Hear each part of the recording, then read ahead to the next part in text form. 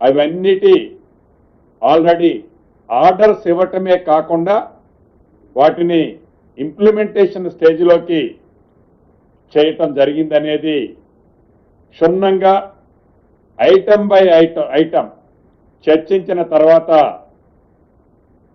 ఈరోజు కేబినెట్ సహచార మంత్రులు ఉన్నత అధికారులు 23 శాఖలకు సంబంధించిన ప్రిన్సిపల్ సెక్రటరీసు సిఎంఓ ఆఫీసు అందరం క్షుణ్ణంగా పరిశీలించిన తర్వాత గౌరవ ముఖ్యమంత్రి గారు గౌరవ ఉప ముఖ్యమంత్రి గారు సహచర మంత్రులు ఎక్కడైనా అంశాలలో వారి శాఖలకు సంబంధించిన అంశాలలో ఏవైనా ఇంకా మిస్ అయినవి ఉంటే వాటి మీద కూడా పూర్తి క్లారిటీ ఈరోజు ఇవ్వటం జరిగింది.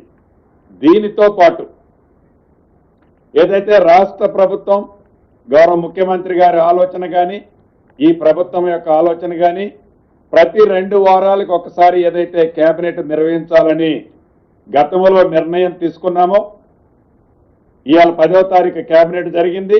మళ్ళీ 25వ తారీఖు నాడు కేబినెట్ ఇప్పుడే ఈ కేబినెట్లోనే డేట్ ఫిక్స్ చేసుకుంటున్నాం. అదే పద్ధతిలో రాబోయే రోజుల్లో ఎవరీ క్వార్టర్లీ ప్రతి 3 నెలలకు ఒక్కసారి అంటే 6 కేబినెట్లలో జరిగే అంశాలు ఏవైతే ఉంటాయో వాటి మీద కూడా కేబినెట్లో తీసుకున్న నిర్ణయాలు ప్రతి 3 నెలలకు ఒక్కసారి కేబినెట్లో మళ్ళీ రివ్యూ చేసి వాటిని ఇంప్లిమెంటేషను విధి విధానాలు పబ్లిక్ డెలివరీ చేసే సిస్టమ్ ఎలా ఉందనేది రాబోయే రోజుల్లో ఆ పద్ధతుల్లో నడపాలి. దేశానికే ఈ రాష్ట్ర ప్రభుత్వం ఈ కేబినెట్ ఒక ఆదర్శంగా ఉండాలి అనే ఆలోచనతో ఒక అద్భుతమైన నిర్ణయాన్ని ఈరోజు కేబినెట్లో తీసుకున్నందుకు మనస్ఫూర్తిగా రాష్ట్ర మంత్రిగా నేను కూడా చాలా వ్యక్తిగతంగా ఆనందిస్తున్నాను. అదే రకంగా మొదటి నుంచి కాంగ్రెస్ పార్టీ చెప్తా వచ్చింది, మా నాయకులు రాహుల్ గాంధీ గారు తెలంగాణ రాష్ట్రంలో ఇందిరమ్మ ప్రభుత్వం వచ్చిన తర్వాత కేంద్ర ప్రభుత్వం దేశంలో ఏదైతే విస్మరించిందో ఆ విస్మరించిన దాన్ని తెలంగాణ రాష్ట్రంలో మోడల్గా కులగణన చేస్తామని చెప్పి దాన్ని సక్సెస్ఫుల్గా కులగణన చేయటమే కాకుండా ఆనాడు సంగారెడ్డి బహిరంగ సభలో కామారెడ్డి బహిరంగ సభలో మా నాయకులు చెప్పినట్లు ఆనాడు పెద్దలు పొన్నం గారు కానీ మిగతా మా బీసీ నాయకులందరూ ఆ సభలో ఉన్నారు. అన్నట్లు తప్పకుండా కాంగ్రెస్ పార్టీ ఇందిరమ్మ ప్రభుత్వం అధికారంలోకి వచ్చిన తర్వాత రోల్ మోడల్గా పైలట్గా తెలంగాణ రాష్ట్రంలో 42% బీసీలకి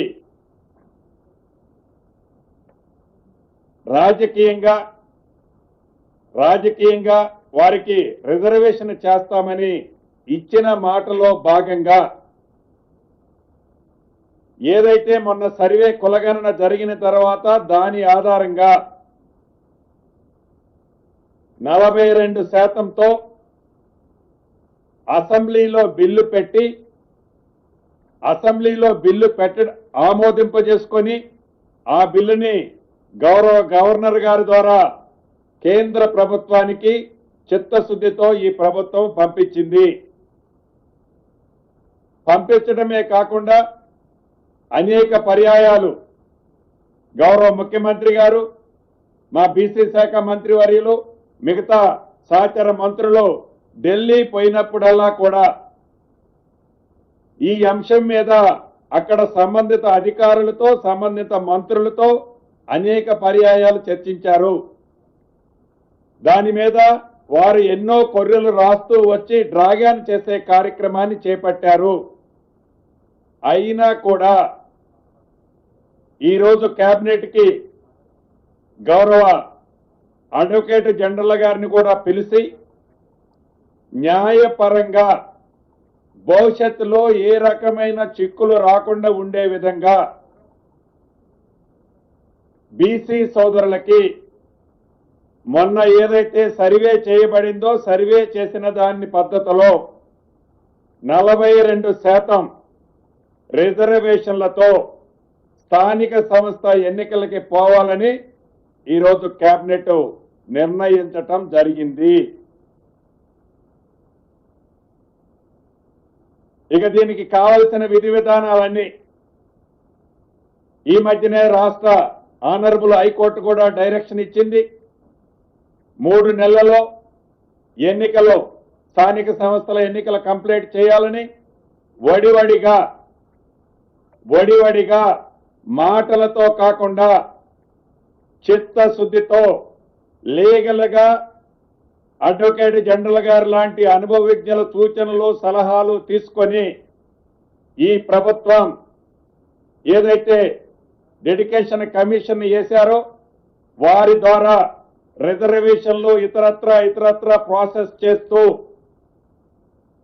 ఇందిరమ్మ ప్రభుత్వము ఇచ్చిన మాట ప్రకారం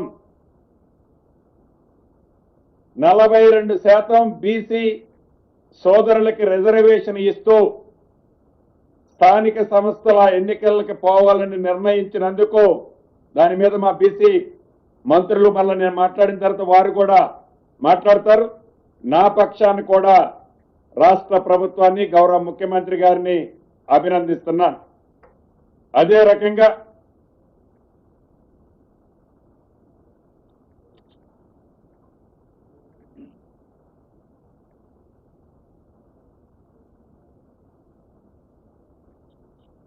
దీంతో పాటు ఈ 42% రిజర్వేషన్ ఇచ్చేటప్పుడు ఏదైతే గతంలో 2018లో ఏ చట్టం అయితే ఉన్నదో ఆ చట్టాన్ని సవరించే అంశం కూడా ఈరోజు కేబినెట్ లో ఈ 42%ని ఇంప్లిమెంట్ చేయటం కోసం ఆర్డినెన్స్ ద్వారా ఆ చట్టాన్ని కూడా సవరించే విధంగా కేబినెట్ ఆమోదించడం జరిగింది. అదే రకంగా రాష్ట్రంలో ప్రతిష్టాత్మకంగా ఉన్న 2 ఎడ్యుకేషనల్ ఇన్స్టిట్యూషన్స్ ని